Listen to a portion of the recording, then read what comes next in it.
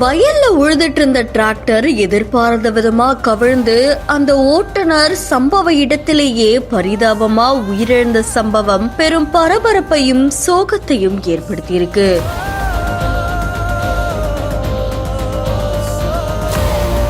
தஞ்சாவூர் மாவட்டம் பாபநாசம் பக்கத்துல சோலை பூஞ்சேரி அப்படின்ற கிராமம் இருக்கு. இங்க கீழே தெருவுல வசிச்சுட்டு வரவங்க தான் 30 வயசு மதிப்புத்தக்க தமிழரசன். இவரு அதே பகுதியில டிராக்டர் டிரைவரா வேலை செஞ்சுட்டு வந்தாங்க அப்படின்னு சொல்லப்படுது. வழக்கம் போல காலையில தமிழரசன் கிடங்கானத்தம் பகுதியில சுப்பிரமணியன் அப்படின்றவருக்கு சொந்தமான வயல்ல உழுதுட்டு இருந்தாரு. அப்போ எதிர்பாராத விதமா டிராக்டர் சேற்றுல தலைகீழா கவிழ்ந்து விபத்துக்குள்ளாகி இருக்கு. இந்த விபத்துல சேற்றுக்கு அடியில தமிழரசன் சிக்கிட்டாங்க அப்படின்னு சொல்லப்படுது.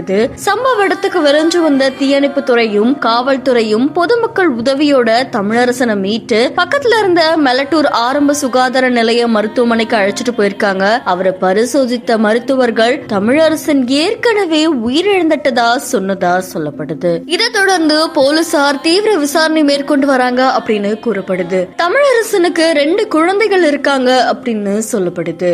இந்த நிலையில தமிழரசனுடைய பரிதாப உயிரிழப்பு பலரையுமே சோகத்துல ஆழ்த்துறதா சொல்லப்படுது.